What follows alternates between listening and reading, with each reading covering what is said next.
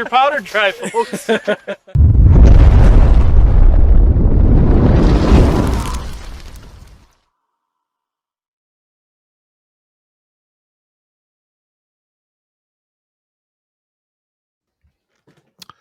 All righty, let's pull this down. How are we doing tonight, everybody? Good. Doing great. All right. Well, I'll tell you what. Got a kick on it. I forgot them jugs. We had Robinette on there and Heels High on the intro video. That's right. Yep. Well, we're going to start this off like we do every time. And Rick, would you do the privilege of letting us know what the Second Amendment is? You bet. Second Amendment, a well-regulated militia be necessary to the security of a free state. The right of the people to keep and bear arms shall not be infringed. Perfect. Yes. And I tell you, there isn't a bigger supporter I know than you, Rick. And kind of why we wanted to have you on. We thought we had others. We better get you on here. And, you know how we love the Second Amendment here. So that's what this is about. So everybody that's just chiming in, we're letting everybody come in here. Twitch is up and running. I see there's people over on Rumble. There's some on the website. Few chiming in other ones. So yeah, Twitch. Who'd have thought, right? I mean, I didn't even know what Twitch was. I actually get more viewers on there. I noticed last week. And it's very clear. I mean, it's clear. It's got just as high a definition as X does. So it's kind of nice to see that. So we got U.S. candidate Rick Becker. Of course, Rick, was in the North Dakota legislature and did a fantastic job for 10 years there. You won't find anybody. Well, maybe Ben, but Ben hasn't been there as long as you have, Rick. But as far as Second Amendment support, Rick is the guy. I'm telling you, this man has done more for the Second Amendment in the state of North Dakota than probably any single legislator that I know. I can't say enough, Rick, because I don't know of anybody that's done more than you. So, well, you're right. Ben has done a lot. Ben has done a lot. He definitely is. Yeah, but I have a couple of the big ones that get a lot of attention under my belt. So the constitutional carry. I mean, I call it permitless carry because you guys know what constitutional carry is. We don't have constitutional carry, but it's still it's a darn good step in the right direction. We got that passed in 2017, and then the Second Amendment Preservation Act, or what some people call the Second Amendment Sanctuary State. Yep. That was in 2021, and then I think it was 2019, wasn't it, that we killed the red flag law? I was the 2019, if I remember right. 2019, the guy that got up and spoke against that. And I don't know if you guys. I love saying this for the people that don't know it. On that the vote tally on that bill was 17-76. So it got killed 1776, baby. Gotta love that. You gotta love that. And and 2019 was an interesting year. We had red flag laws. We had property rights issues. I was up there a lot for the property rights issues as well. And a lot of times they were overlapping. But staunch defender of the Second Amendment. And yes, thank you, because I'm pretty you were pretty instrumental in killing that bill. Not to mention that our majority leader was all for it, along with both of them were DPI. I was in the Senate guy, Chet Pollard, and who's the guy in Dickinson? Wardner. Rich Wardner, So I remember actually Clay and I testified on that in committee. It was Clay and I think Marty Beard and Bob Wheeler. And Bob was there, maybe. Was Raheem Williams there too? I thought maybe I think you're thinking of the Stand Your Ground bill. Okay. Yep, you're right. That is what it was. Yep, you're right. That's the one I'm thinking of. I thought Ben, he orchestrated that great, didn't he, Rick? We put two bills forth and we asked for the world on one, and we knew what we could get. I'm laughing at a comment there. I'm sorry. You're right, and that's it works out good. Sometimes you ask for the world, and then you got something in your back pocket. And actually, in 21, that's where we tried to tighten up and improve the constitutional carry law because to get it passed, we put on the 1 year of residency requirement, which is BS. There shouldn't be any residency requirement. And so Heinert had in a 30-day, change it down to 30-day. I wanted, 0, but I was busy with other stuff. And it looked like they were going to have pushback and we're going to vote down the amendment for a 30-day. So then I submitted one for a 0-day. And then, of course, boom, 30-day was. Oh, that would sound great. It was suddenly passed and everyone was happy about it. Yeah. Well, it works that way on a lot of things, though, doesn't it, Rick? I don't remember, Rick, in 23, but Ben thought that they got rid of the residency requirement now. Is that true. I didn't go look when I talked to Ben last time, but because it was one of the things I wanted to bring forth coming into 2025. But I don't remember. Do you remember? I don't remember that being dropped. I just don't. I didn't follow 23 as closely as I thought I was gonna. I was just nice to be out. Yeah, I don't blame. I checked in here and there, but I was not aware if they got rid of residency. That's fantastic, but it is, yeah. Not that I'm aware of. Not me either. And so I helped write the one in South Dakota when it went through the state of South Dakota when I was still a rep. Unfortunately, I retired before I got to see the fruit blossom, and Stace Nelson actually carried that water for us in that following year. And that bill is just like Wyoming's. That's how ours should be. Anybody can do it. There's no stipulations. It is true constitutional carry. So I'm hoping. I'm going to check in that, because if it's not, we're going to have that battle this year, hopefully, or in 2025.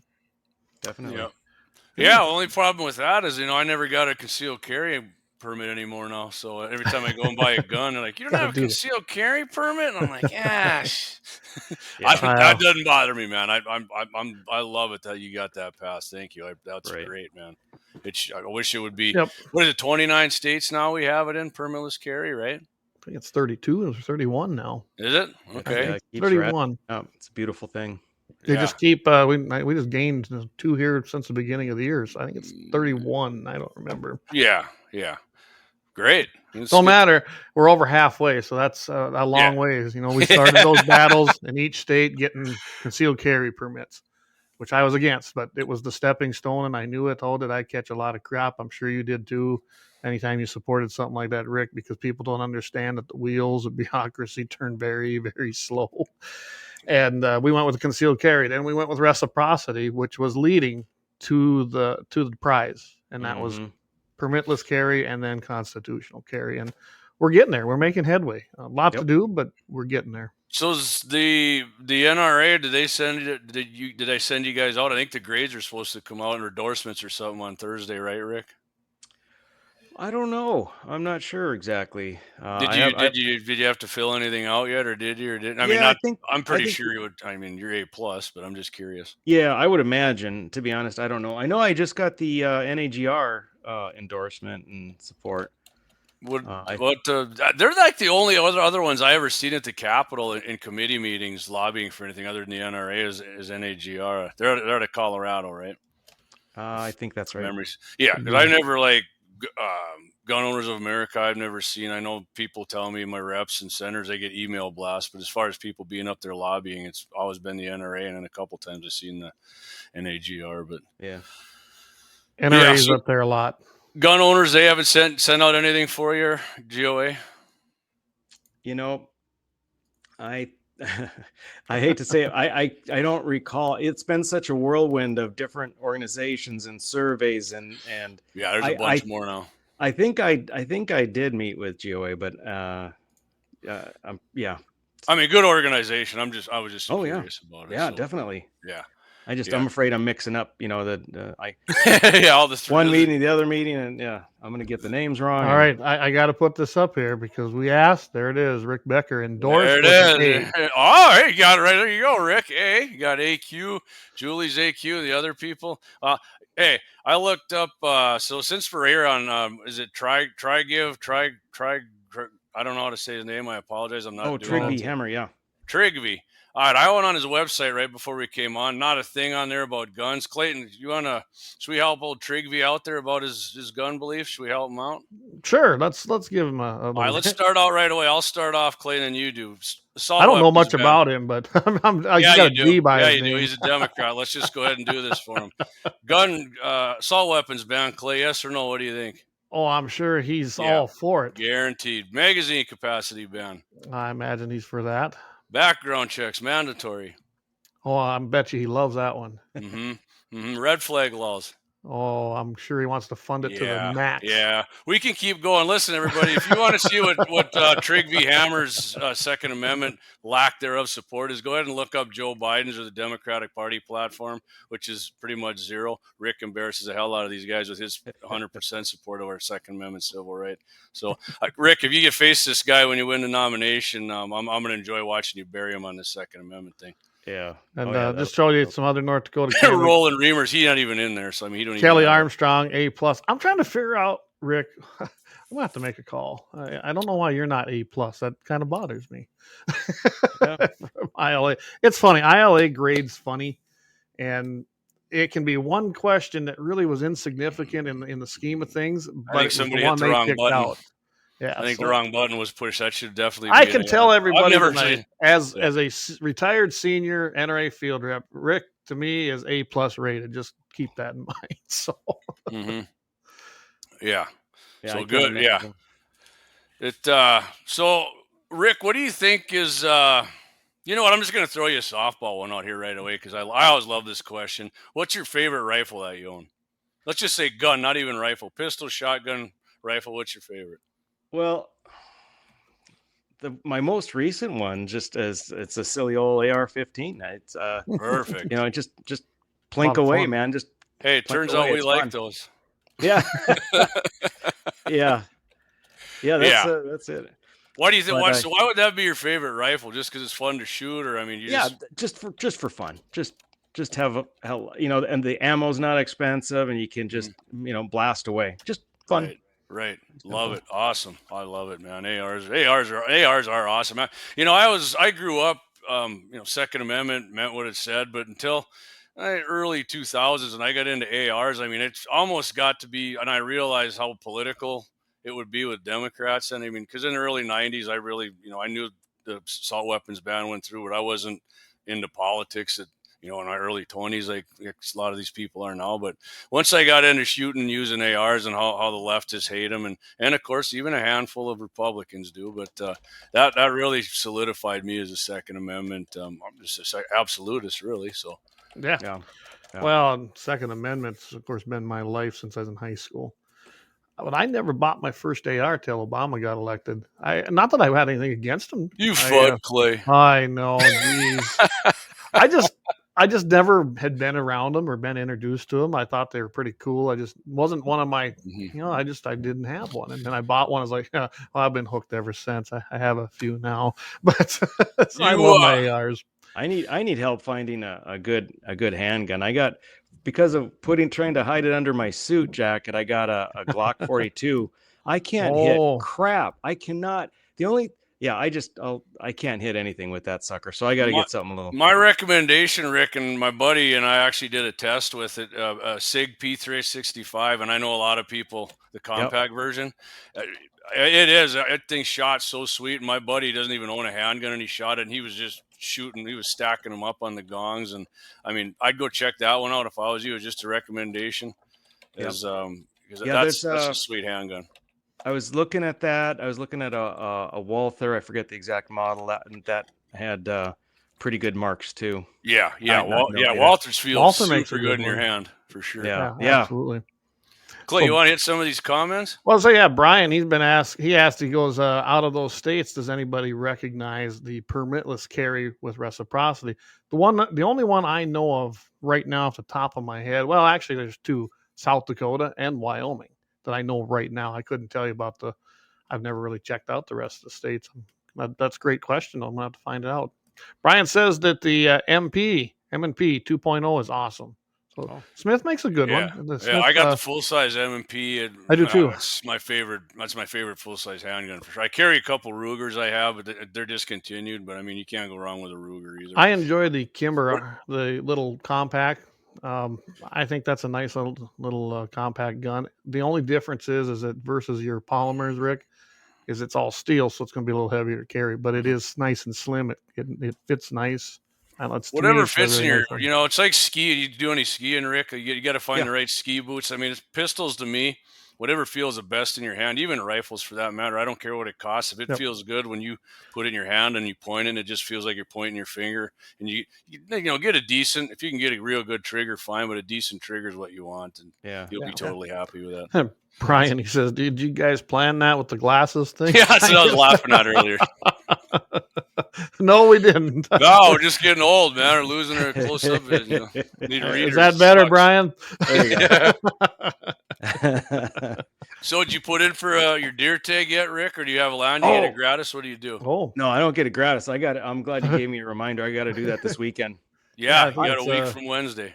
Yeah, I usually put in for 4D south of Medora, and I have not is it 6 years or 6 years I haven't gotten drawn. Wow. Yeah. Wow. So this has got to be my year. Lucky 7, man. Yeah, no kidding. No I kidding. got a decent buck in 2018. Tell you what, that was probably the best hunting trip in my entire life. And the reason is because my dad was with, he got a buck, muley buck. I got a muley buck, and my 3 boys all got muley buck tags. And we all got drawn. We all got our bucks.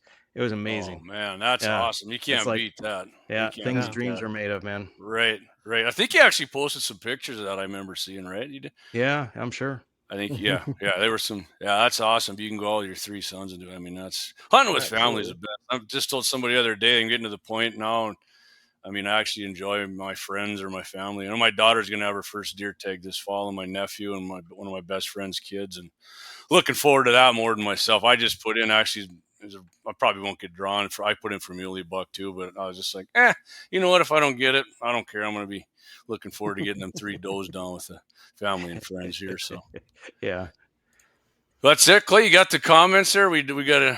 Yeah, I'm just kind of going on. Sorry, I'm looking over here. What do you go hunting with, Rick? What do you use for your deer rifle? I just got a 30-06. I have the same 30-06 that my dad bought me when I turned 17 or 18. Same gun. I haven't changed. I won't change. It's always that's one of them that you shoot and you like it if you're comfortable with. That's what I'm saying. You get the right rifle or the handgun or shotgun, anything like that is what you like. If I bird hunt, I like to use a double barrel or a single shot, and people are like, "What?" That's just man, it feels good when I use that. So that's awesome. Love it. So, all right, Clayton. Let's tell you what, Rick. Let's talk some ATF for you. Want to talk a little ATF? Sure. Yeah. So everybody's saying get rid of them. Yeah. I mean, can you get rid of them, or is it going to be we just got to pretty much neuter them down? Because I mean, ATF that's a bully agency, man. I mean, most of them are. But yeah, it's totally. I mean, it's one of the agencies that we definitely can do without. Yeah, it's one of those things where like, if we had someone in like Javier Milei, down in Argentina, that was serious about wiping out a bunch of needless government organizations, agencies, that would be wonderful. But, if we assume that we're still going to have, we're not going to probably have 60 seats in the Senate, I think probably the most you can hope for, and it's probably not bad, the most you can hope for is to rein them in, to decrease their funding, to more narrowly focus their objectives, and to make sure that all of that funding is tied to the leadership being accountable. But that's a phrase I can use for every executive agency. Right. Yes. Right. Absolutely. Yeah. I mean, I always say I'd love to get rid of them too, but I just don't see that as a possibility. I mean, but something's got to be done with their. So I mean, what do you think you could do though? Like if let's say you're in there and you guys have the House and the Senate, and you're short of getting the 60. I mean, what can be done with that? I mean, is it just got to be? We hope Trump's in there and he can use an XO or what? Yeah, maybe. My answer really for a lot of these things is the same, because so when we're campaigning, we're running for Congress, we're one of 435 people. When we're campaigning, there's a tendency to talk like we're running for president or governor, like, oh, we've got this, we're going to do this. Well, are you? But I think what you can do is if you really focus and get together, like I would be getting together with other House Freedom Caucus members. I don't even know, like 18 of them have endorsed me. Yep. So I'll be getting together with those congressmen. And I think if we said, listen, what we want to do is use our power of the purse, and we aren't going to pass budget bills unless we've tailored the spending to some of these agencies that you and I and she and he have all said we'd love to get rid of. Let's at least work in that direction. Let's decrease the funding. Let's narrow their mission. And that's where our power lies. We don't have to be the king or the queen. We just have to control the purse. And that's what they run on, right? They run on money like everything else. And I think that's been the biggest disappointment. I mean, the Republicans have held the House now, slim, narrow margins. All spending bills originate in the House. Yeah. That's the way that goes. That's how it's set up. That's what our Constitution is. They have the power to strip out whatever they like. Because if they can't come to a consensus, they don't send a bill. You know what? I've always said this. We are the guys that always give. a Democrat's idea, it seems like anymore in the United States Congress, is compromise is do it our way. Then we've compromised, and we never have to get to do that or get to do that. We always have to give, and I'm getting kind of sick of it. And that's why I want you, because I know damn well you'll go there and at least put up the good fight. Johnson, when we did that last bill, there was nothing in there that did nothing for the border, but the border doesn't need any money to shut it down, right, Rick? No, it doesn't. It would. I think some more money would be good because you can really tighten up. Yeah, I'm not against. That's a good place to spend money, in my opinion. Right. You can do a better job at deporting. You can tighten things up. You can enforce the visa laws that would be requiring people to head back to their own countries when they expire. So more money actually would be helpful. But you're right. You don't need anything if Biden would just enforce the laws that already exist. Mm-hmm. Yeah, it's the exact same thing as it was all them years of gun laws. Enforce the laws you have. Period. You can do that. And I'm telling you right now, if they close the damn gates down there, I don't know if you ever are familiar with Law and Border. It's always over on Real America's Voice. But that guy's down there, Ben Berkowitz, down there constantly. There's nothing. It's wide open, literally. All these gates were built in the wall, wide open. They let them in, come on over, get some water, put them in a tent city, and ship them off. It's wide open, and that's because of Biden. He doesn't let the Border Patrol do what they're supposed to do. Well, Clay, we're at 8:22. Why don't we hit our first break? And I got a question for Rick when we come back. I'm not going to get you with one, but I got a good question. Oh, that's right. You can hit me, man. I'm not here to get you. Trust me. I probably can't anyways. You can outsmart me, but yeah, let's come back. I got one for him. Let's pay some bills. Yeah, let's pay some bills. I'm from the Athlete's Foot Foundation. Brother, hey, can you get my demo tape to somebody? Lauer Auto Repair, located at 309 South Washington Street in Bismarck, North Dakota. Give them a call at 701-258-6308. The team of mechanics at Lauer Auto can take care of any problem your vehicle is having. And when you do business with Lauer, you can be assured you're doing business with a pro Second Amendment America First repair shop. There are plenty of other auto repair shops in the Bismarck-Mandan area. But why take a chance at patronizing a shop that might not have your beliefs at heart? Make no mistake.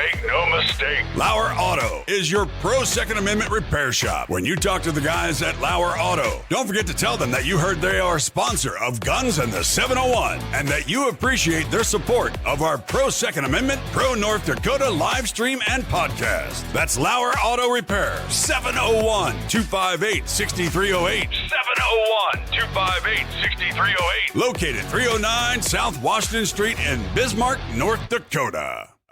Experience the exhilaration of power in your hands at Bloodline Kinetics. Why Cerakote? Simply, it aids in firearm preservation while also giving your piece a unique look. Barrel threading, NFA laser engraving, bolt handle threading, mount, level, and bore, sight scope chamber, rebarreling, and much more. Bloodline Kinetics is meant to reflect a long American lineage in gun ownership, who stand for the Second Amendment rights, Bloodline, and the science behind gun accuracy, Kinetics. To some, it's just a constitutional right that can go away. To us, it's in our American bloodline, and we believe it should stay that way.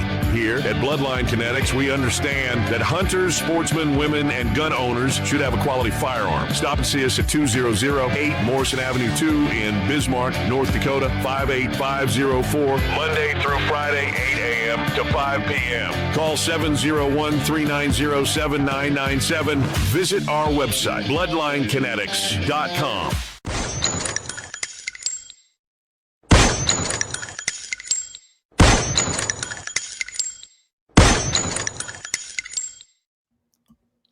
All right, welcome back. Quick little announcement, everybody. For whatever reason, we have no picture. It comes up on Rumble. I've seen there's people been floating in and out of there. You're just going to have to, I cannot get that. I think it's on Rumble's end, unfortunately. Hell of a night for that to go down. Yeah, they're Bumble tonight. They're Bumble. So anyway. Rick, question for you. You get into the House. What's going to be the first in your mind? Do you got one in there, first pro gun bill? You got one in the chamber you're ready to introduce? Gosh, I got one for you. Yeah, no, I don't. I'm kidding. I know if you do, I I haven't looked at that as far as like what would be a good one for me to introduce right off the bat. I mean, Hearing gosh, protection. say again? The Hearing Protection Act. We should have Yeah. done I it when do we like that. controlled everything. I tried. Basically Paul Ryan and them crew, they hated Trump so much. They Just just killed make the it so you bill. can buy a suppressor basically Yeah. without It'll paying your remove suppressors $200 tax. from the National Firearms Act. You won't need Oh, to get yeah, that yeah. 200. You shouldn't anyway. I mean, even Well, right. every socialist country, Europe, all over, you can buy them on a shelf like you can a knife. I mean, they believe that it's almost necessary to have it for hearing protection. I tell we you can't what, get that done. so I got an answer for you then. So Okay. Yes. you guys fashion one that's really good. I'll review it and introduce it. All right. All right. I like that. It's already Appreciate written. Okay, I'm ready, man. That's awesome, man. That's great. You can call it the 701 bill, right? Yep. HR 701. Heck yeah. I like it. I love the sound of it. Perfect. So we got a question here I got to ask you. Keith O'Donnell says, have to ask why Karen Munn is pretending to be Republican. Ha. Well, the reason is because, that's the only path to winning in North Dakota. And for someone, and I like her. I mean, I don't like her politics, but I like her, right? Mm-hmm. But I mean, I like most everyone that's running. It's just, it seems so personal when we're going at each other. But and Right. for me, at least, it isn't. But I think that this is one of those rare times where theoretically she could have a path to victory, like because there's 4 other Republicans, and if we all split the vote amongst more traditional conservatives, more or less, then that would be a path where she could get in. Now, as it's turning out, she's not getting anywhere close to, what that would be. She's polling down in the lower teens or barely double digits. So that's not going to happen for her. But it made sense in my mind if you have those beliefs, if your platform is, pro-abortion and anti-Trump, in a Republican primary in North Dakota, you're not going to do very well typically. So yeah, and I remember when she was trying to run there last time, her Second Amendment, I think it was she was for an assault weapons ban, and she liked the red flag, pretty much like I did though Trigriv there. It was kind of on along the lines of him, maybe not quite, but when you agree to three or four of them, you in my opinion, you'll easily be pushed to support everything else they run under your beak, right? Yeah, either common sense, right?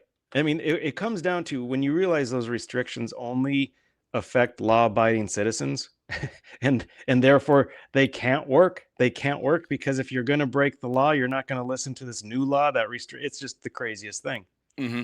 And of course, I think she claimed she deer hunted maybe, but so people like that, that's fine. I don't think everybody is into guns like I am or you are or Clayton or a bunch of other, but when you're running and then, you should maybe think to yourself before you start wanting to restrict everything that maybe other people are into stuff more. I'm not into freaking beauty pageants, but I sure as hell don't want to restrict them, No, to me, it seems like you would be into beauty pageants.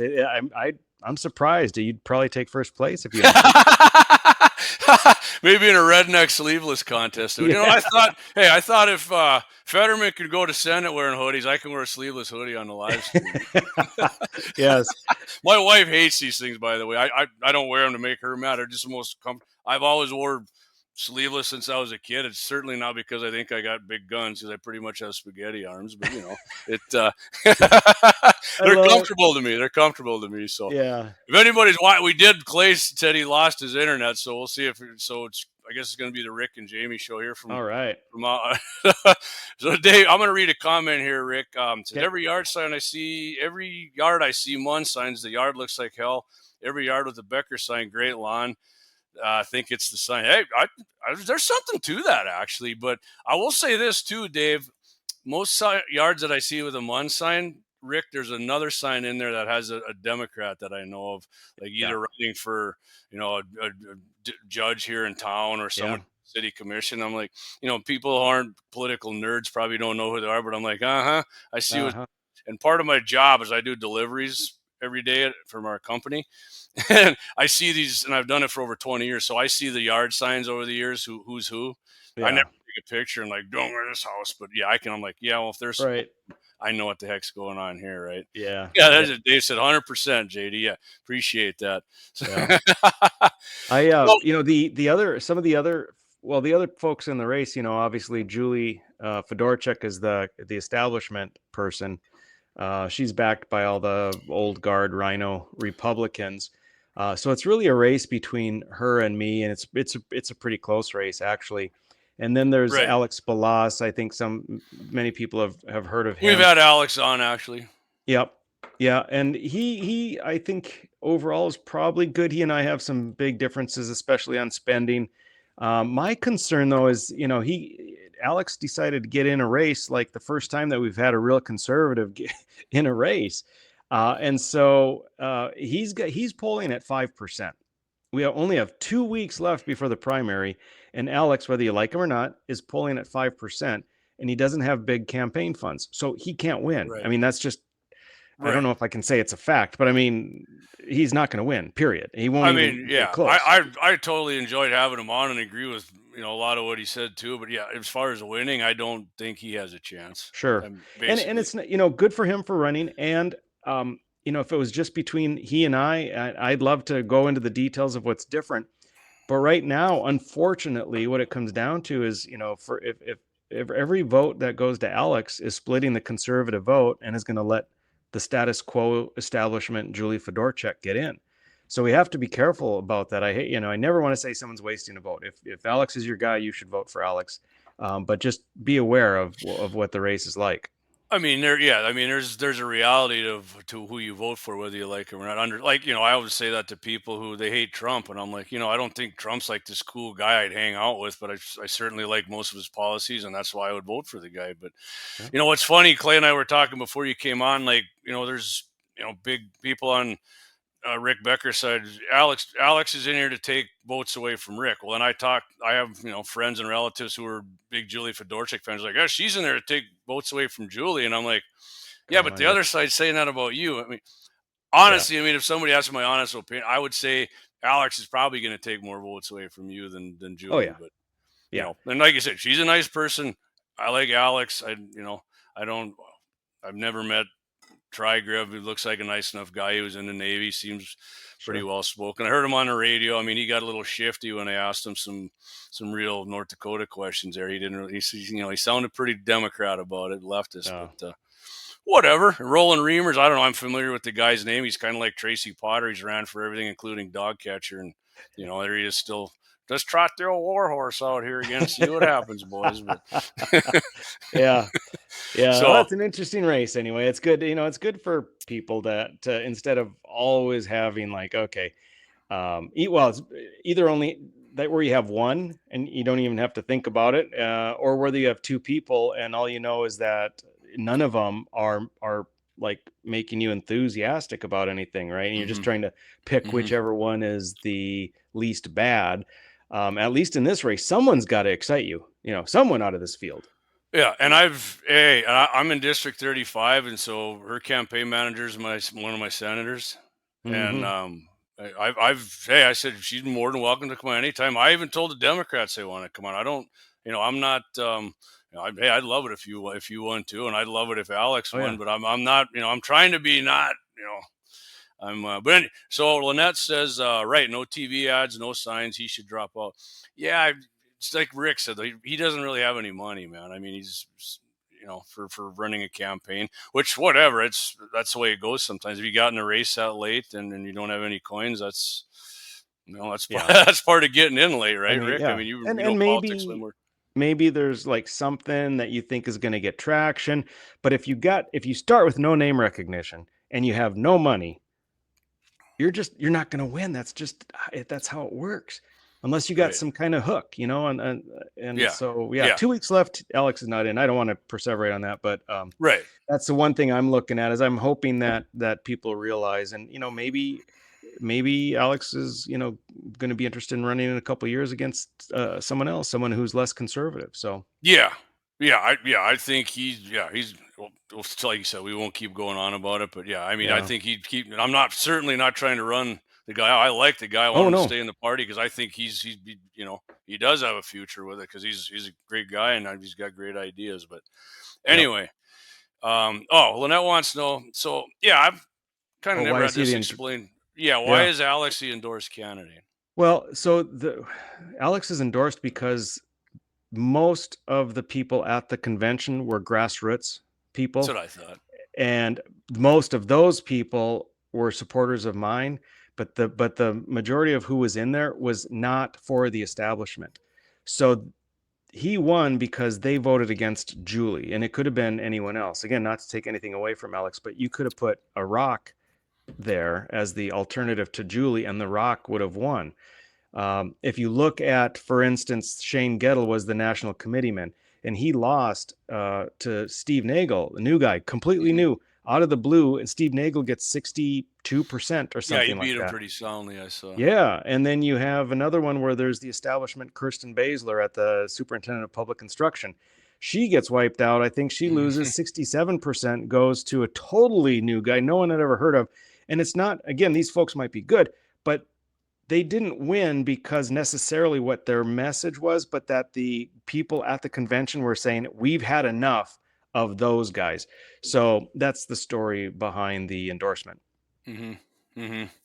Awesome. So, yeah, I mean, that's kind of what I thought. Like, you know, when Julie was there, and I didn't go to the convention this year, but I mean, I was kind of thinking, you know, but anyway. So I got something in the mail here today. I kind of got a kick out of, and you know, Rick Becker voted again and again against public safety, border security. I mean, Rick pretty much hates everything according to this and votes against everything, which Clay and I have said on this show many times. If you believe this kind of stuff, that Rick's against the police and funding Trump's border wall and National Guard and all this, I think that's a joke. I mean, there's no way of making this illegal, right, Rick? Because if somebody made the rules about not telling the truth about other political opponents, but I mean, I just want to say, you know, whether I'm voting for you or not, I think this is freaking ridiculous, and I don't like it. Yeah, it's so, and it's been the same thing for weeks and weeks. So Pat Finken is behind the Brighter Future Alliance. It's a PAC. He's buddies with John Hoven and was John Hoven's campaign manager. So Pat Finken and Brighter Future have been trying to take out conservatives in primaries for the last 4 years. And he does the same thing all the time. So that he finds a bill, an actual bill, and he finds out how the person he wants to take out, how they voted on it. And so that he has those two, like, those are facts, right? There's a bill, here's how you voted on it. But then he completely twists what the bill is about. So it makes it really hard to say he's lying. I mean, I can say he's lying, but it makes it hard to prove it, because he can say, well, that's how I interpreted the bill, and he did vote for it, you know. So what he's talking about there with the border wall, I've been in favor of a border wall and border security, at least publicly. I know I went back and I looked since 2018 on social media. But in 2019, we had a resolution, and it was to send a message to our congressional delegation in DC that we want them to fund the border wall. Okay, well, that sounds fine, except when that came up to a vote for us, 12 days earlier, the Senate passed the McConnell, Schumer, Pelosi bill that had stripped all the funding away from the wall. So to me, it seemed ridiculous. Why would you vote yes on that? Why would you pretend? Why would you, do this political theater and pretend like these guys didn't already screw us over? Yeah, it'd be like a PC vote to say, "Oh, no, I funded the wall," but you really didn't, right? Right. Well, right, and it's, of course, we have nothing to do with funding. It was just to send a message. Hey, we'd like you guys to do this, and of course, but yeah, to send that message now is at 12 days after they voted not to fund the wall is just dumb. It's just dumb. It's like on par if they try to pass a bill and then they add something else that, like, they're stuffing it, and then when you vote against it, oh, you're against feeding babies in schools or something, right? Right. I mean, I don't like that kind of stuff, but I mean, that's part of politics, and it sucks. But well, and they have a bunch where they say, I voted to defund law enforcement, defund highway patrol, defund the National Guard. All of those are just flat out lies. In North Dakota, there's never been one bill to defund any law enforcement agency. And what they're talking about is, of course, bigger budget bills, like agency budgets, full, State Department budgets, which is what my constituents want. State government in North Dakota had grown so much. We're spending so much more than we need to spend. They want me to try and keep the spending down. The only way to do that is vote no on budgets so that they'll trim the fat and then bring them back to vote on again. So that's the right thing to do. If you're a conservative, if you want to cut government spending, that's how you do it. Well, then these yahoos go in and say that everything that was in that budget then that you allegedly wanted zero funding for, which is it's just outright lie. So unfortunately, their tactic is to rely on an uninformed voter. That's really what it comes down to. Yep. And unfortunately, it works on a lot of people. It does. Like I always say when people everybody should vote, and I'm like, no, and not everybody who knows actually what they're voting for, I would want them to vote. But how we say every legal vote should count.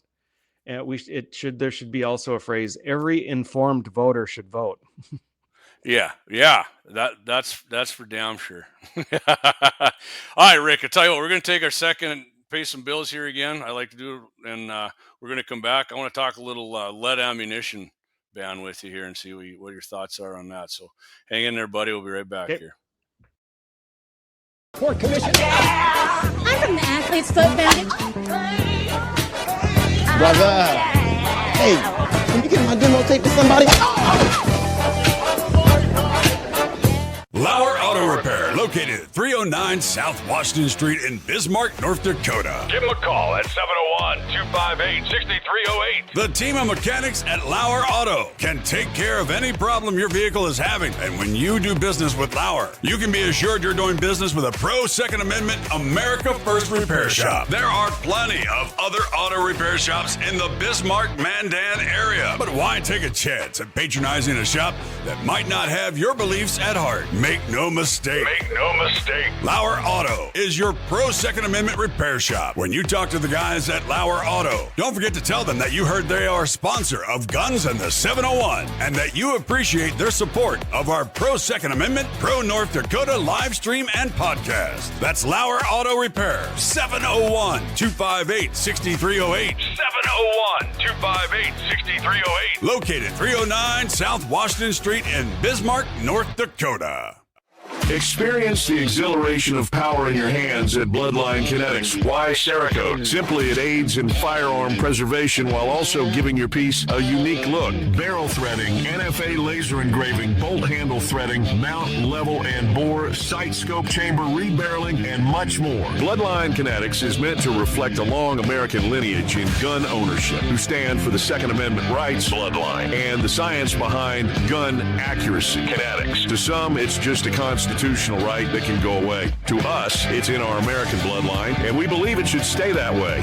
Here at Bloodline Kinetics, we understand that hunters, sportsmen, women, and gun owners should have a quality firearm. Stop and see us at 2008 Morrison Avenue 2 in Bismarck, North Dakota, 58504, Monday through Friday, 8 a.m. to 5 p.m. Call 701-390-7997. Visit our website, bloodlinekinetics.com.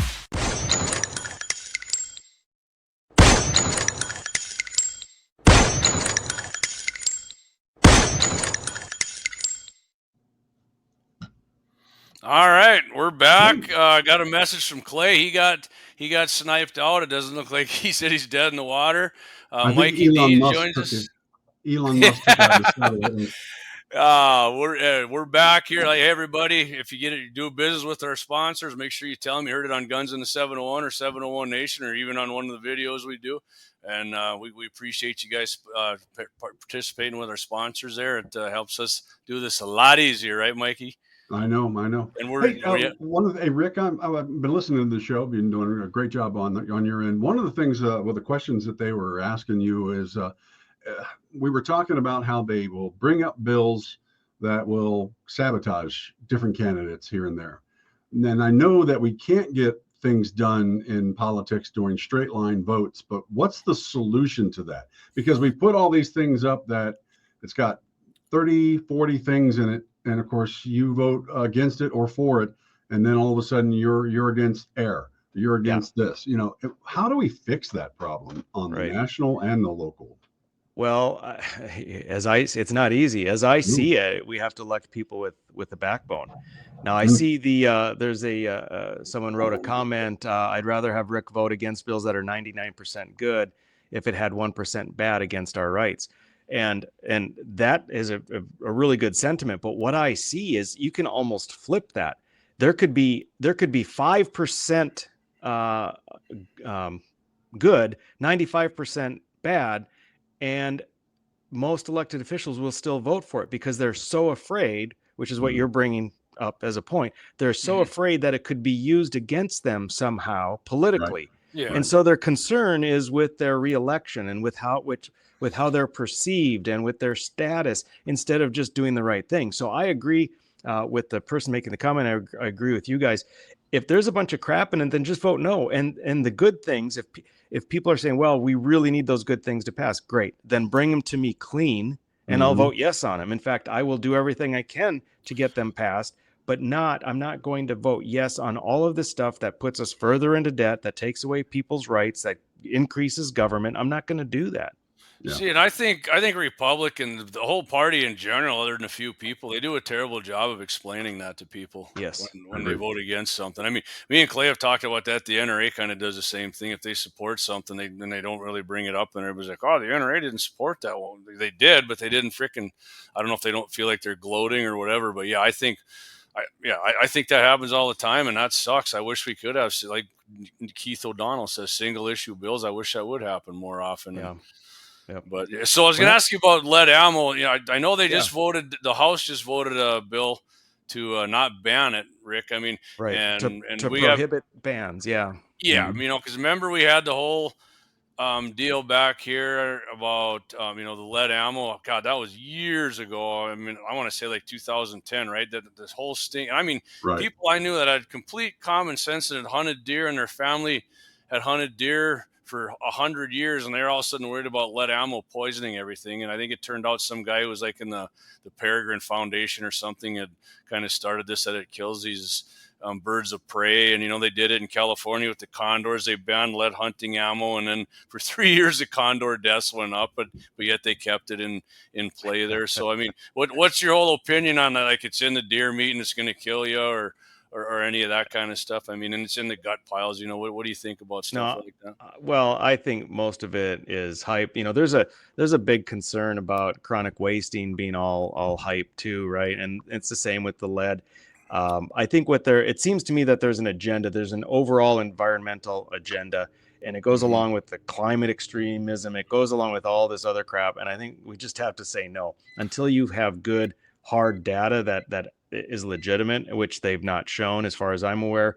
Then we have to push back. So I'm really, really happy the House, I believe it was the House, passed the prohibition. Yeah, I know because we had Kelly Armstrong, and I think they just voted for that like the day or two before that. But yeah. Yep. And you know what I always want people to do too is like guys who fish are like, oh, well, I don't even hunt, and I'm like, guess what, man? If they ban lead ammo, they're coming after your lead freaking sinkers next. And then you go to buy yourself a little bag of sinkers, and they cost $15. How you liking that now?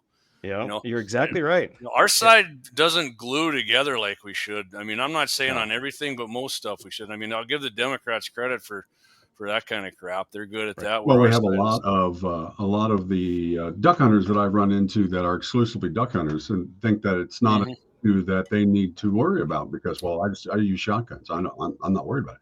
And I'm like going, it's a slope. It's not a slippery slope. It's a slope. Yeah. It declines fast.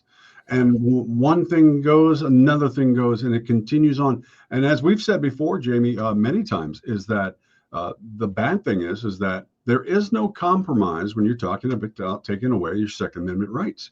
Because when you do that, you go to the table with the Democrats and say, okay, well, what do you want? Well, I want to take away your rights to own guns.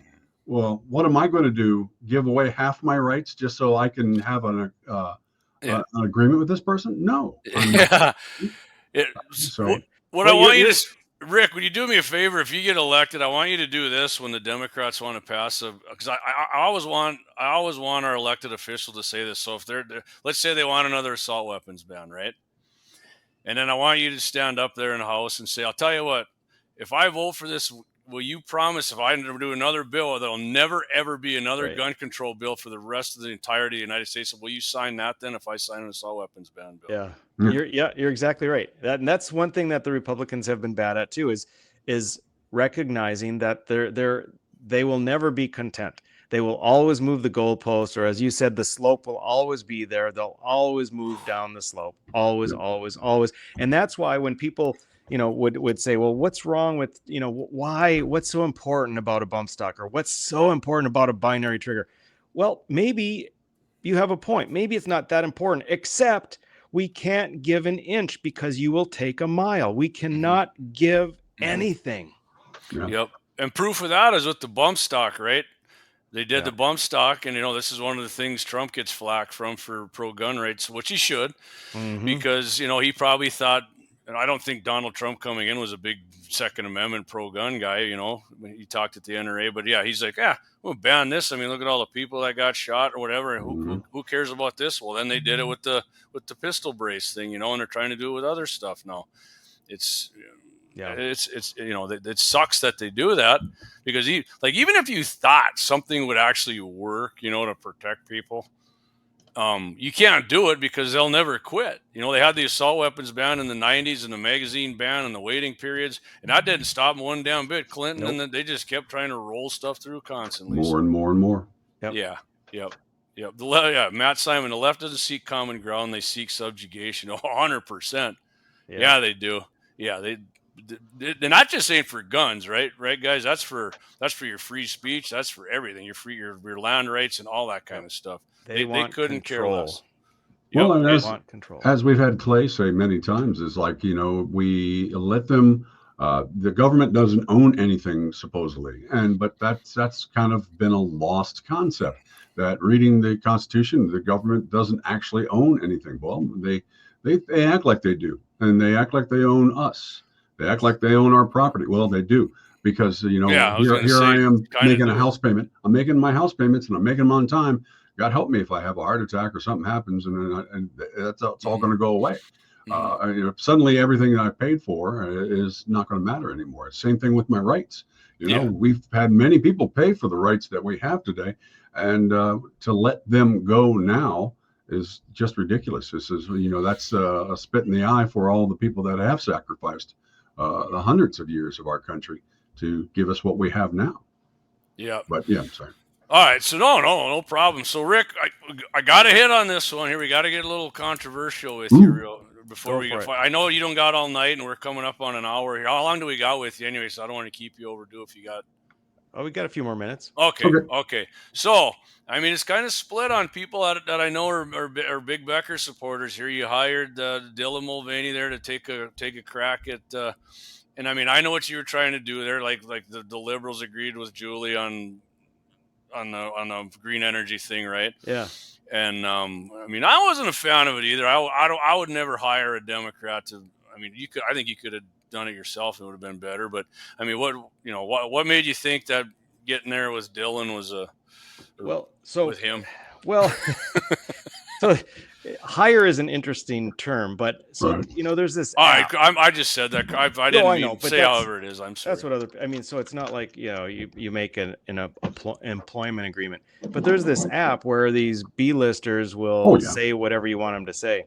So my campaign and I thought it would be funny to find someone far left and spoof them into saying something that they didn't understand what they were saying. Yeah. To troll Julie. It'd be like kind of a double whammy. So, it's like, hey, this Dylan Mulvaney's on there. I mean, how hilarious would that be if and we didn't know, and it worked out even better than we thought.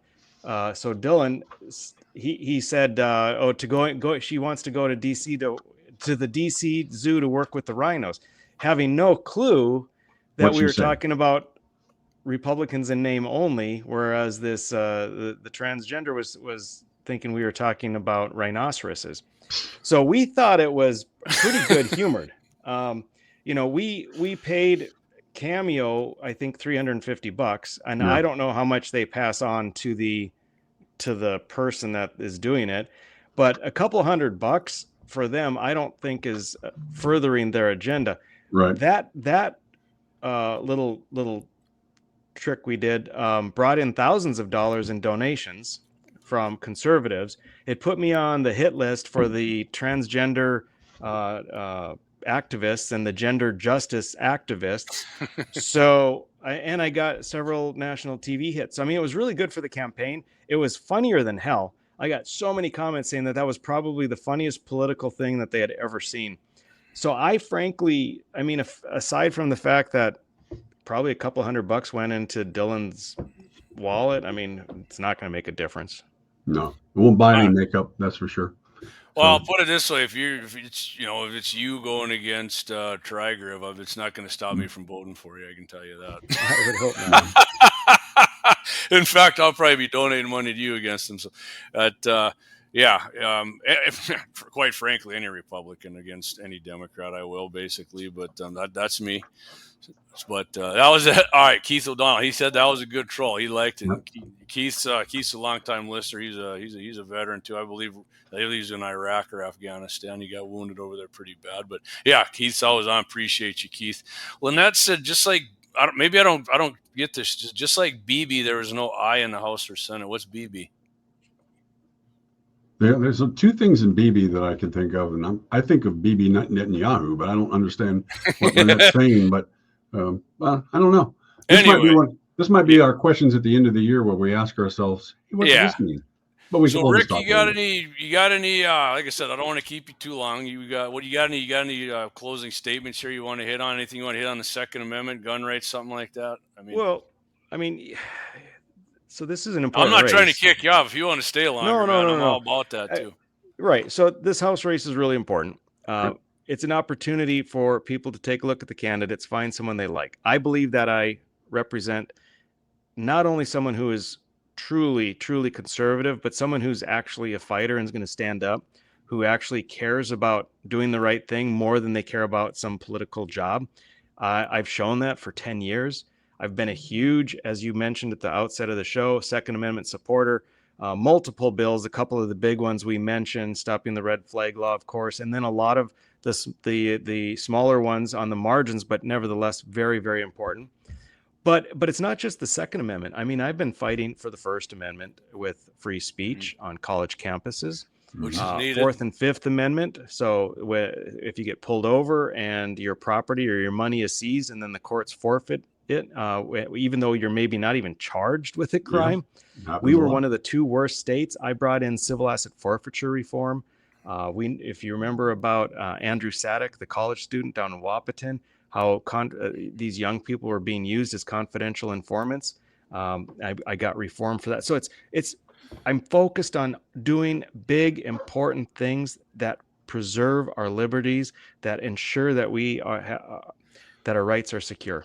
Right. And I want to do that out in Congress. Yeah. A lot of people say he never did anything. Well, I mean, Clay sent me a list of all the bills, not only that you sponsored and co-sponsored. I mean, there's gobs of them here. I never thought that about you. I mean, like I said, I have friends who are on the other side of you and friends that are on your, and I get it from both ends about it. But I never did believe, and I always thought, Rick's extreme, and I always like your answer, like what's extreme about your rights and our Constitution. Yeah.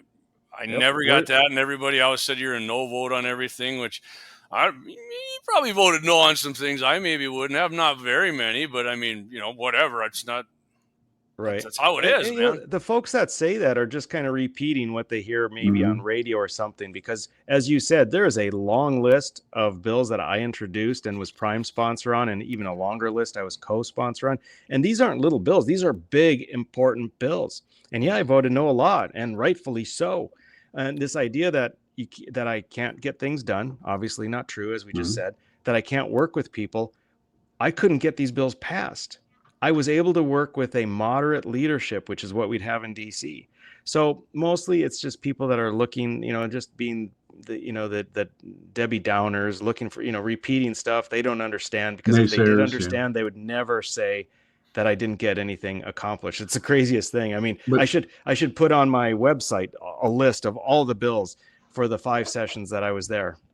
Think about how many people have been to the halls of power and have never put bills in and never do anything. I mean, they may jump on with somebody here and there, but they rarely. I mean, we have too many of those they're all about getting in front of the camera every day and that, but they never put in any bills or any bills of substance. And that's what you're talking about, right? Is more bills of substance, and that's what we need. Right. Yep. Sometimes the legislators were keeping track of how many bills passed, and they'd say, "Oh, I'm 18 for 20." Well, their bills were so inconsequential, which is fine. I mean, but it's not about that. Here's how I worked over the course of my time in the legislature. About half of the bills I introduced died in the House, and then the other half went to the Senate, and half of those died in the Senate. I got through about 25% of the bills I introduced. Yeah. And the ones that were real important, I introduced again the next session. And then about half of those got passed. So, you just keep plugging away, and it doesn't take too much time, and you get some really good stuff passed. Yeah. Well, a quarter each time. I mean, that works out. I mean, hey, I mean, like you said, I mean, there's a lot of guys and girls that are in the halls of power that don't get anything done. So, hey, getting a quarter worth of your bills done, I mean, that's pretty good. Yeah, I mean, that's about. Hey, if you're batting 250 in baseball, that ain't too bad, right? I mean, that's probably what I did in softball. That's so crappy I was in softball. We finally figured it out. Lynette let us know what she was talking about. There's no basketball. Just like basketball, there's no eye in the house. I mean, unless you're Luka Doncic, he's pretty much the eye. And so sorry for my stupidity. The first thing I thought about was Bibi Netanyahu. Apparently, I watch way too much C-SPAN. I like that, Mike. That's good. But so, Rick, can you answer this real quick? Somebody, natural one, says, "How about banning geoengineering or chemtrails?" I don't know what geoengineering is. I know what chemtrails are. Do you know what that is? I don't. You know what? I'm sorry. I don't have a good answer on this. People have been asking about it recently. I don't want to. I think it's important as an elected official. If you don't know, you just should say, "I don't know." Yeah. I don't know. I have very little knowledge. I have zero knowledge, true knowledge on chemtrails. And I know a lot of allegations, but I don't have any factual, scientific-based knowledge. So yeah, I mean, hey, I appreciate, man. We're guns and the 7-1, but you did do like half the show with like not gun stuff, which I appreciate. I didn't mean to get that way, but I mean, I love it that you did it and didn't give a damn. You just answered questions that come in on you. But yeah, Rick gets elected. There's no doubt we don't have one worry about him defending not only just our Second Amendment rights, I believe, or any of our civil rights. Like he just stated. I think the guy's got a stellar record on that. There's no doubt about it. So I don't know. Yeah, I guess we went over that about getting the flyers and crap like that. I don't believe any of that with you, Rick. Yeah. Like I said, I ain't saying I'm 100% voting for you. I mean, I gotta be honest with you. I'm an Alex Balaz guy. I'm gonna, full disclosure, Alex is coming on with me Thursday night again on 701 Nation, but we're gonna talk ask what his path to victory is, because I promise you I will. There isn't one. There isn't one. So your choice. The people that are possibly going to win is either going to be Julie Fedorchak or me. Right. Period. Yeah, and I'm definitely not. I'm not disputing that you're. I mean, look, man. Who's the gal there who's running against Trump? I mean, she even said she's going to vote for him now. So, Nikki Haley. Yeah, and you and Alex, I'm assuming, get along a hell of a lot better than Nikki and Trump did. Yeah. So yeah, if that happens, I will ask him that, Rick. I mean, I get along with Alex. I text with him now and then, but so yeah, I'll ask him that. On top of that, I'm gonna talk about Pete Corn and Pat Hart. I'm gonna talk about their Second Amendment, as I do have a little insight on Pat Hart for sure.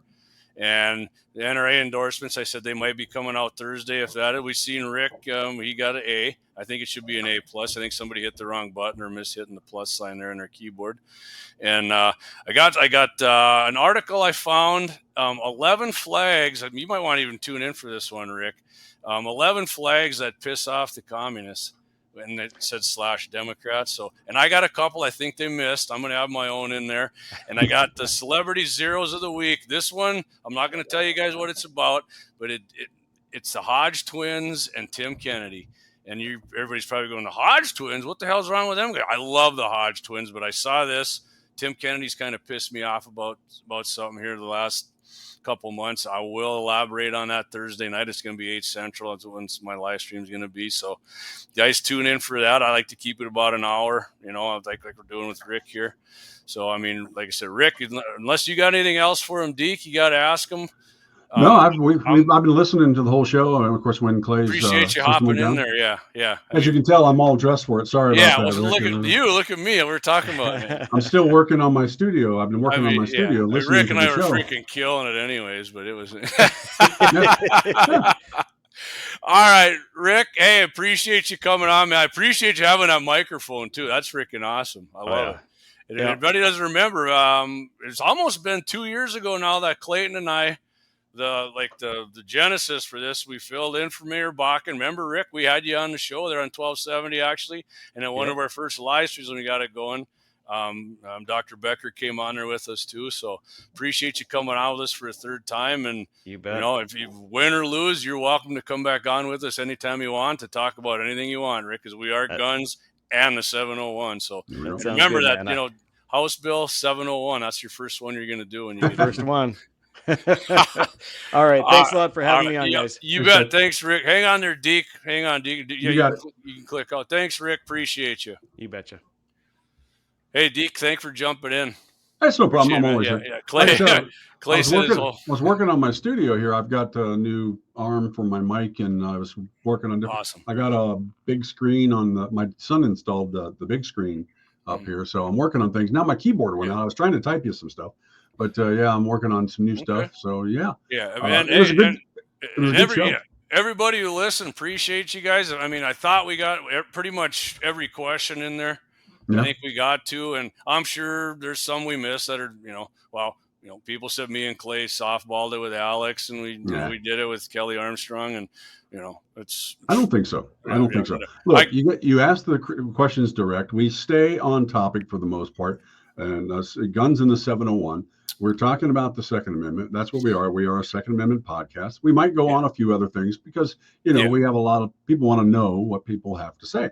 I think the answers that Rick gave you were really good. I think that straightforward, man. He didn't the cameo thing. I actually understand that now. I mean, it makes total sense. I've used Cameo before. I've used Fiverr and other programs like that where you can buy for a very low amount different things you need, and you know what? It may come from some sketchy people sometimes, but hey, when you put your low ball out there, you're going to get some sketch. Yeah, so that's just the way it is.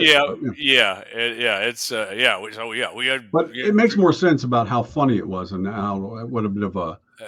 See, Dave, you should have texted me that or put that out. We forgot to ask Rick his bullet of choice. I did. I had a bunch of other hunting questions, but I don't. Thing is, I always feel like I start nerding out on gun shit too much or hunting stuff, and then people are like, God, he's getting too in depth about his freaking shooting and hunting crap. So guns and the 701.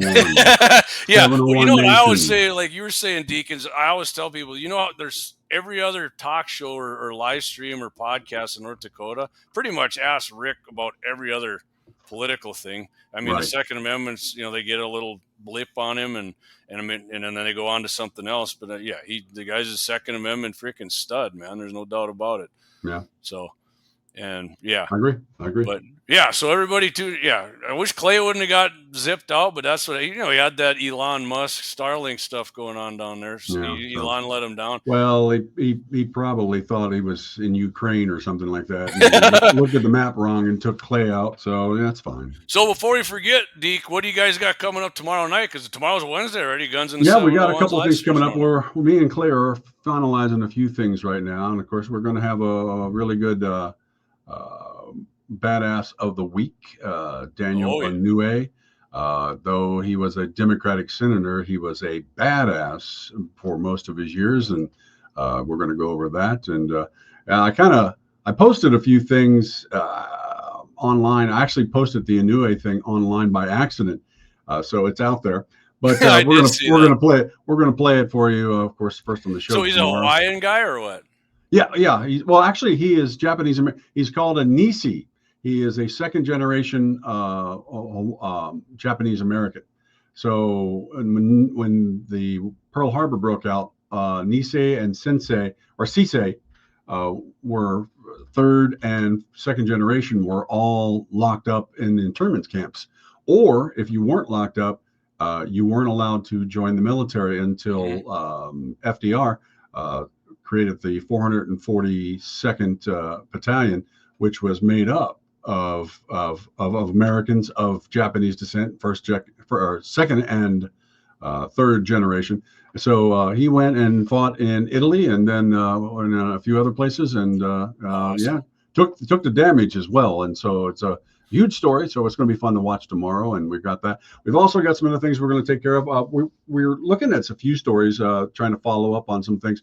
There's one that I wanted to send to Clay, talking about this guy in Indiana that was he was stopped for a traffic stop. Whatever the reason was, we don't know. In the back seat was a duffel bag, and that duffel bag had a padlock on it. Well, the officers told the gentleman, "What's in the bag?" And he says, "If you want to know, you got to get a warrant." So they took the bag and sent him on his way.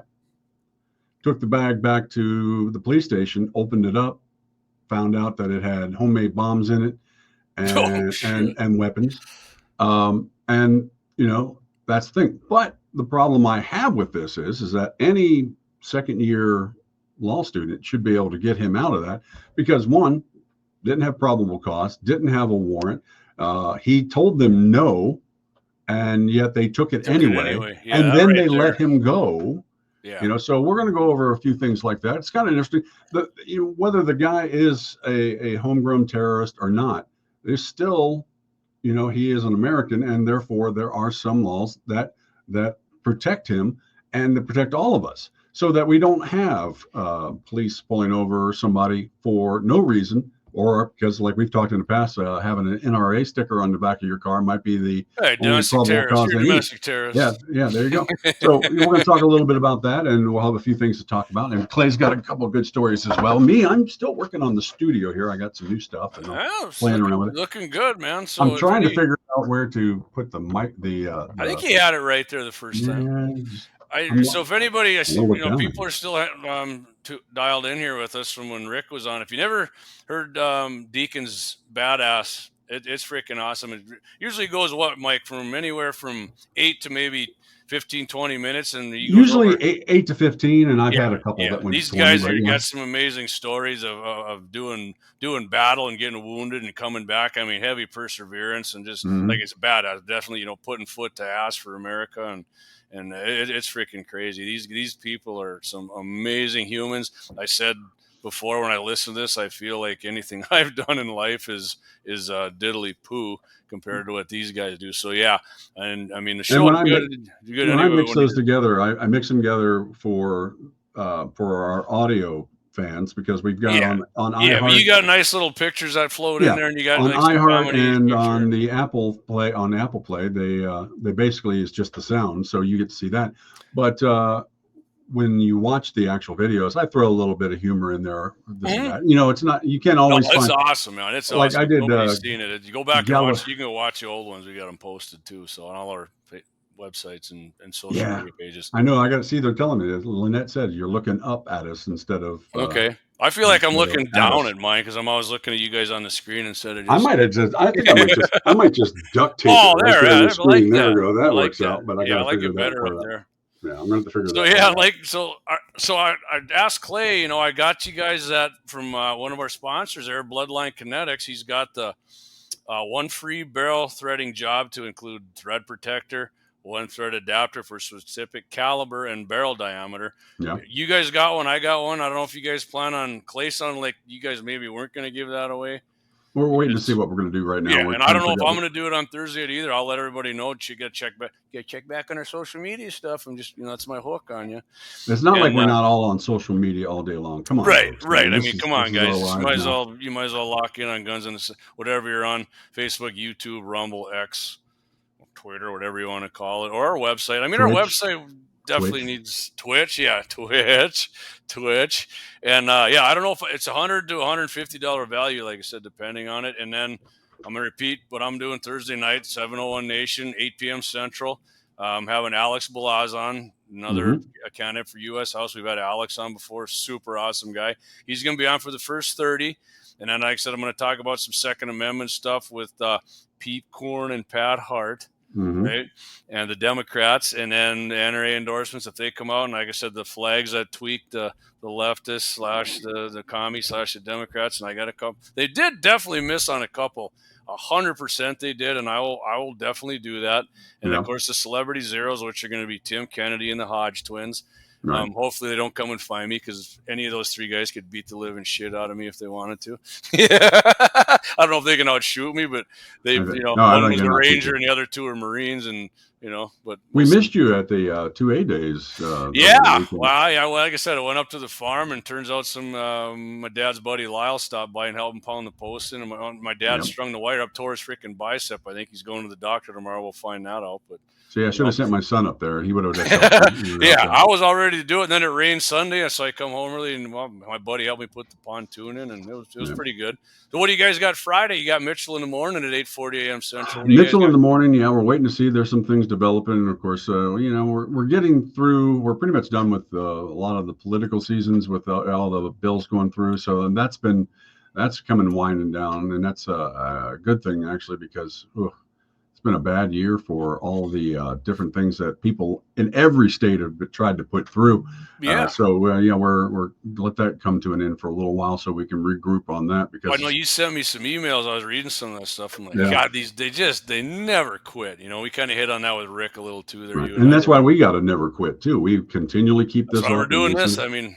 One of the things I've been wanting to do down the road is that we've got our messenger with the gunsinthe701.com. We've got our website. I think that we need to put some sort of scrolling thing on our actually gunsinthe701.com that we can add to, that will go to our social media accounts when we have these news stories that we start sending.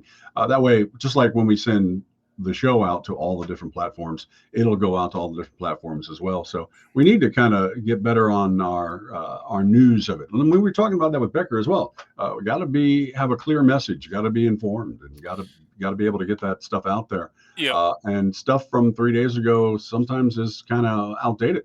So really, it's kind of a day-by-day thing. And when I joke about watching C-SPAN and all the other stations, I do. I watch it all day long because I'm at work. But I got to what's going on, because there's so much going on around this. So country. It's Second Amendment Day. What was the funnest thing that was shot there? You think? What was a highlight?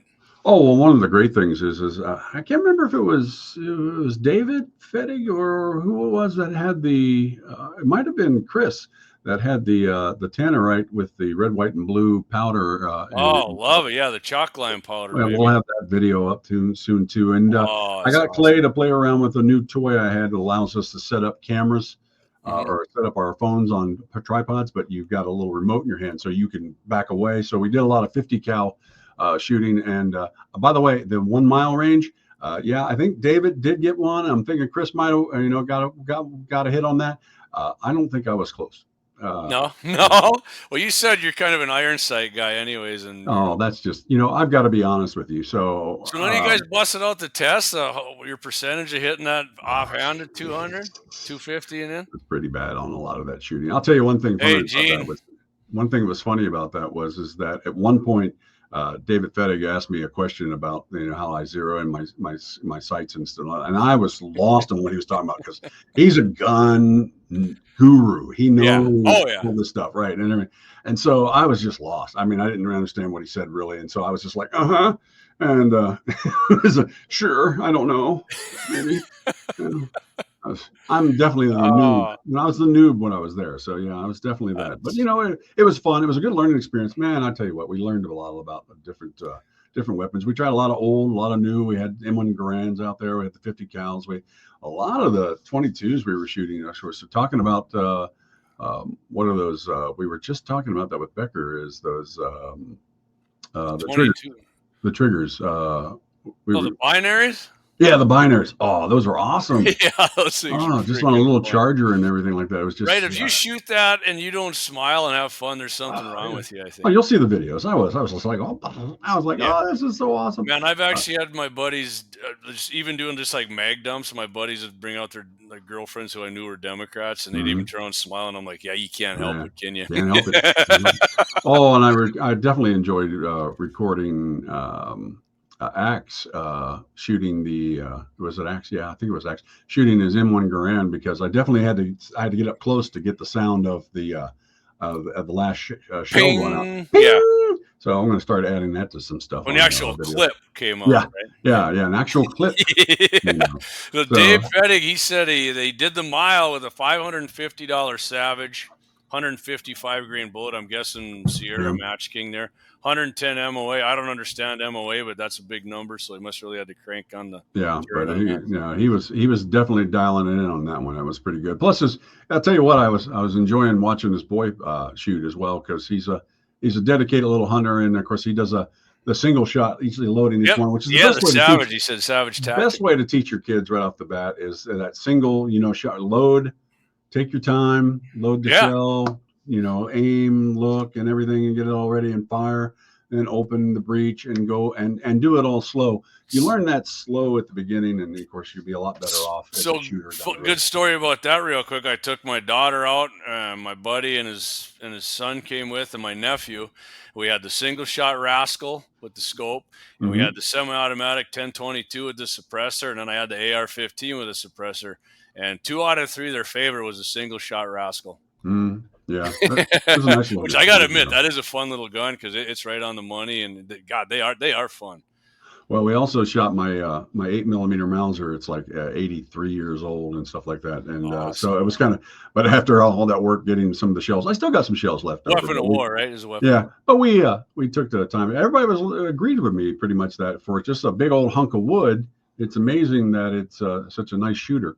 So it's one of those ones. I'd love to get a scope on that thing, on those old ones, but it's not always easy. But man, shooting's fun no matter what you do. No matter what you're doing. Yeah, I mean, I'm an AR guy, and I got, but yeah, I mean, I admit, shooting that single shot cricket, it's a Rascal, not a cricket. Rascal now.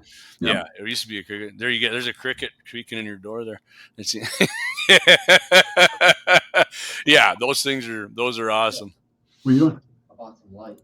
Okay, I'll come out in a minute. He wants some ammo, man. Oh, yeah, well, he knows where it all is. All right, I tell you what, Deke, we're coming up. Let's hang on at the end of the show. We'll end it up here. But yeah, like I said, tomorrow night, watch Deke and Clay are going to be guns in the 701. You guys are still going 7 Central tomorrow yet? Yeah, and we're not until June. Is it? First. That'll be the 5th. 5th, yeah. 5th day before, day before D-Day. Yeah, so that'll be the 5th when we'll go to your time. We'll be going 8 o'clock Central, right? Okay, so, yeah. Yep. And then Thursday, like I said, I'll be on at 8 Central, 8 p.m. Central with 70 Nation, and you guys will be on at 8:40 a.m. Central, and Mitchell in the morning Friday. Yep. Gene says MOA equals 1 inch at 100. Multiply both sides of 1 MC, man. Gene, you're mathing me out. Dave, I need to sit down with you and Gene. You guys need to Barney this MOA shit down for me, because I started getting frustrated with math. Was one of my worst subjects in high school. So, I mean, if you guys can Barney this down for me, I'm more than happy to. Chris, what do you say? Chris Torche, right off passage of 460, man, and the Magnum Research BFR. Okay. Hike. Let me see. Chris Torche, right off passage. Oh, your guy from Minnesota that came up. There we go. There's good. Yeah. 460 man in the Magnum Research BFR. So yeah, it was. Hey, Chris. BFR's like big effing rifle. Is that what it is? Yeah. Okay. That's what it is. Increments of 10. Okay. Wow. Gene, tell you what, let's get together, and you can school me up on the MOA thing. I'm better at watching somebody do it than reading it and having it done. But anyway, all right, guys, we got you going. Thanks, everybody who tuned in for Dr. Rick Becker. Thanks again, Dr. Becker, coming on, U.S. House candidate. And it was Rick's, like I said, the Second Amendment stud. He's a stud on a lot of issues. I agree with him on a lot of things. So, if he doesn't get it, I mean, I'm going to vote for whoever the Republican is. I'll promise you that. I'm actually I'm a big Alex guy right now, but right. I am gonna ask him that question Rick said on Thursday. So Alex, if you get wind of this, I'm gonna ask you that. We're gonna talk a lot of gun stuff, but I'm gonna ask you, what is your path to victory? So I'm a hit with that. I promised Rick I would. And if I forget and you guys are watching, put it in the comments, because I do forget some things, believe it or not. So, and if he does put the 701 bill as his first bill up there like that, what he said, then I want him to put this as a pin on his shirt. There you go. I like that too, actually. Oh man, you know how many liberals that'll tweak? Oh yeah. There you go. Oh, look at this dumb redneck, and he's got a fur on, and I did actually shoot that coyote. It was deer season when I shot the biggest whitetail of my life. I shot that very coyote about 15 minutes before I shot the biggest. Look at that smile. That is natural. I'm having fun, man. I loved it. It's fun, man. I love doing this, getting the message out to you guys, and couldn't appreciate our sponsors more. In fact, I got to say one more thing, because I'm not going to run this other commercials. I'm just going to do it. Lauer Auto Repair, get down there. You guys got any problems with your vehicles? You got oil changes, any problems, get down, see Doug and the guys, 309 South Washington Street. In fact, we're actually going to get one of them mobile signs put up there, do a little advertising. Yeah. And Bloodline Kinetics, we got our boy Jake at Bloodline Kinetics building our ARs. He does the barrel threading. Like I said, we're giving one of those away. I'm giving one away. Deke and Clay are giving one away. Mm-hmm. And he does the lasering. He pretty much does any ream your chamber out and all that kind of stuff. Yeah. And of course, Mandan Sporting Goods, which we're not doing. I'll tell you right now, Deke, and I talked to Brandon today, not doing a grand opening this Saturday. It's a soft opening. He said he will be open. Right. I like that soft opening. Yes. He's going to do this. He's going to have all his stuff there, but he's just not ready to do the grand opening. The new address for Mandan Sporting Goods, 206 4th Avenue Northwest, which is 2 blocks north of Runnings and Mandan off of Main Street. So go 2 blocks north of there. Yep. And Brent's a big white building. Brandon will be there, and this Saturday they'll be open. And I don't know if it's going to be the week after, the one after that, but we are going to do a live for his grand opening. And then of course Double H Guns here in Bismarck, South Washington Street. Get down there, talk to Daryl and the boys, and they'll hook you up with whatever you need: guns, ammo. Brandon's got the suppressors over there in Mandan, but Daryl's got what you need over here. So appreciate you guys watching. Appreciate you guys supporting our sponsors, and we love our sponsors. Yep. We're always looking for more, right, Deke? That's right, and we are. All right, guys. The studio, it takes a little money to make the studio go. Yeah, for sure, and the computer and all that kind of stuff. Yeah. But all right, Deacons, hang on. I want to just chat with you a bit after the show. So, got it. And again, what do we do? What do we like to say in this, Deke? Oh, keep your powder dry. Or is that what you say? No, that's what we say. I just saw a comment. Alex is not a Fed, but that's